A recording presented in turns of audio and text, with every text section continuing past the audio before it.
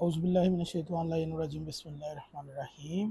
آج ہماری ویڈیو کا موضوع ہے کہ آخر اہل سنت کی جو نماز ہے یہ ایک دم سے کیسے تبدیل ہوگی۔ شیعہ جو نماز کا طریقہ بیان کرتے ہیں یا جو اختیار کر رہے ہیں، آخر وہ تو سنت نبوی ہے اور قرآن و سنت سے یہ ثابت ہے، اور اہل سنت کی احادیث بھی اس چیز پر دلالت اور گواہی رکھتی ہیں۔ تو آئیں ہم دیکھتے ہیں کہ آخر کیا وجہ ہے کہ اہل سنت کی نماز آخر بدل کیسے گئی۔ یہ جو ہاتھ باندھ کر نماز پڑھتے ہیں نا، آپ کی یہ نماز کا طریقہ آپ کی کسی بھی حدیث سے ثابت نہیں ہے، یہ سب جھوٹ اور فراڈ کے اوپر مبنی ہے۔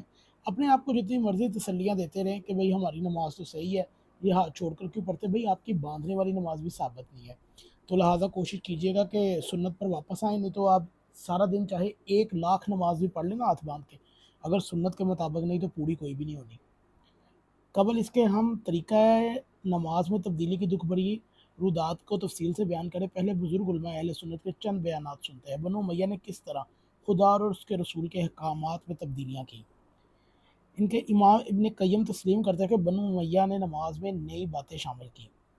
ابن قیم اپنے شرح آفاق کتاب زاد المعاد میں واضح طور پر لکھتے ہیں کہ حکام نے یعنی کہ حکمرانوں نے مدینہ وغیرہ میں نماز کے اندر چند جدید امور چلا دیے تھے۔ جدید امور مطلب لیٹسٹ نماز قائم کی تھی اپنے دور میں، جن پر عمل جاری رہا اور ان کی طرف کسی نے توجہ نہ کی۔ زاد المعاد صفحہ نمبر 1 حصہ اول صفحہ نمبر 217، ترجمہ علامہ رئیس احمد ندوی، شائع کردہ نفیس اکیڈمی کراچی سے۔ تو وہ کون سے حکام تھے جنہوں نے نماز میں جدید امور شروع کروائے؟ حاشیہ پر اس کی وضاحت موجود ہے۔ بنو امیہ کیا کہتے تھے کہ ابن قیم کی خدمت میں ہماری مودبانہ گزارش ہے، ہم اپنے محترم قارئین کی توجہ اس جانب مضبوط کرواتے ہیں کہ ابن قیم کی خدمت میں انتہائی ادب اور معذرت سے عرض بھی کرتے ہیں کہ نماز جیسی اہم ترین عبادت کے طریقے میں تبدیلی ہو، اس میں نئی باتیں شامل کی ہوں، پھر یہ کام صحابہ اور تابعین بھی یعنی کہ صحابہ اور تابعین اعظام کے دور میں ہوا اور وہ بزرگ اس جانب توجہ نہ دے، یہ کس طرح نہیں ہو سکتا۔ برادران اہل سنت کی کتب احادیث میں بہت سارے واقعات ملتے ہیں جن سے احکام بنو امیہ میں جاری کردہ بدعات، صحابہ کرام اور تابعین کی بے چینی ظاہر ہوتی ہے، اور بعض دفعہ ان کا صبر کا پیمانہ کس طرح لبریز ہو جاتا تھا۔ بزرگ صحابہ ان بدعات کو دیکھ کر رو پڑتے تھے۔ چند واقعات آپ کی خدمت میں۔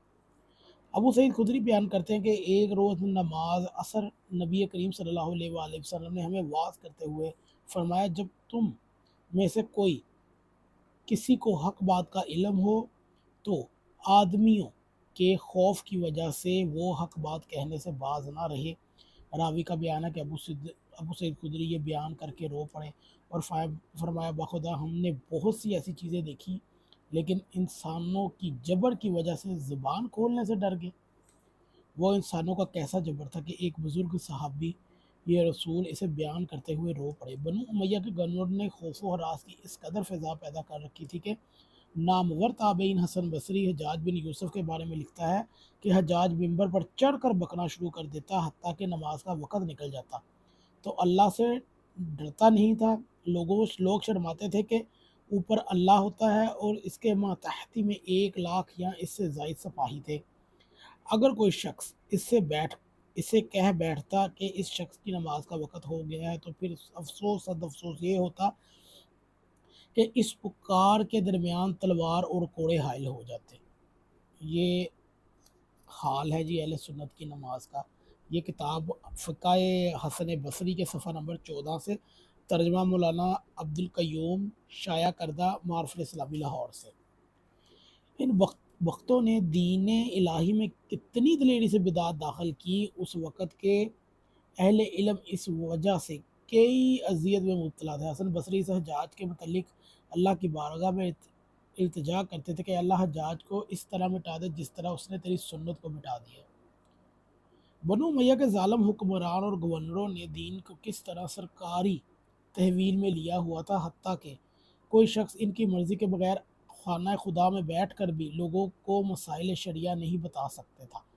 اس سلسلے میں حسن بصری کہتے ہیں کہ میں نے حجاج کے پاس گیا، اس نے کہا، حسن وہ کون سی چیز ہے جس سے تمہیں نہ صرف میرے مقابلے میں جڑی بنا دیا ہے بلکہ تمہاری بلکہ تم ہماری مسجد میں بیٹھ کر فتویٰ بھی دینے لگ گئے ہو۔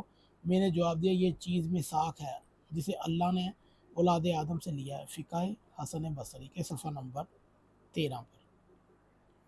تو فقہ حسن بصری، امام حسن بصری کی یہ ادا پسند نہ آئی اور انہوں نے سزا دینے کے لیے ایک راستہ تلاش کیا اور ان سے پوچھا کہ تم ابو تراب کے بارے میں کیا کہتے ہو؟ انہوں نے کہا علی علیہ السلام اللہ کی ہدایت سے فیض یاب ہونے والوں میں سے تھے۔ یہ سن کر حجاج آگ بگولا ہو گیا اور زمین کریدنے لگا۔ حسن بصری کہتے ہیں میں وہاں سے اٹھ کر چلا گیا، پھر حجاج کی موت تک روپوش رہا۔ یہ 9 سال کا عرصہ تھا۔ حسن بصری کی کتاب اور صفحہ نمبر 14۔ اور جابر بنو امیہ کے سفاک اور بے لگام گورنر ظالم اس قدر کھلی چھٹی ملی ہوئی تھی کہ مدینہ نبوی میں بزرگ صحابہ کے ساتھ کس طرح اہانت امیز سلوک کیا جاتا تھا۔ اہل سنت مورخین ابن خلدون اور طبری حجاج کے متعلق لکھتے ہیں کہ صحابہ کی ایک جماعت کو ذلیل کرنے کے لیے ان کے ہاتھوں پر اسی طرح سیسے کی مہریں لگائی جس طرح ذمیوں کو لگائی جاتی تھی۔ ان صحابہ کرام میں حضرت جابر بن عبداللہ، انس بن مالک اور سہل بن سعدی بھی شامل تھے۔ یہ تھا جی اہل سنت کی نماز کیسے تبدیل ہو گئی۔ بنی امیہ نے کیا کیا کرتوت گھولے اور ایڈیشنز جاری کیے نمازوں کے اندر۔ لہٰذا ہماری گزارش ہے کہ آپ جو بھی نماز پڑھتے ہیں نا، اگر تو آپ کی نماز شیعہ جیسی نہیں ہے تو یہ نماز آپ کی کوئی قابل قبول نہیں ہے، کیونکہ یہ بنی امیہ کی نماز ہے۔ تو اگر آپ نے اہل بیت کی نماز پڑھنی ہے تو لازمی ہے کہ آپ کو شیعہ کی نماز کو فالو کرنا چاہیے۔ اگر آپ کو یہ ویڈیو اچھی لگے تو اسے ضرور شیئر کیجیے گا، اور اگر ہماری اس سے سابقہ ویڈیوز جو گزری ہے نماز سے متعلق، اگر آپ کے پاس کوئی دلیل ہے صحیح سند سے تو لائیں اور ہمارے سامنے پیش کریں کہ ہاتھ باندھنے پر آپ کی کتب میں نبی کریم سے ڈائریکٹ منسوب کوئی حدیث موجود ہے تو لائیں۔ اگر آپ کو ویڈیو اچھی لگے تو اسے ضرور شیئر کیجیے گا۔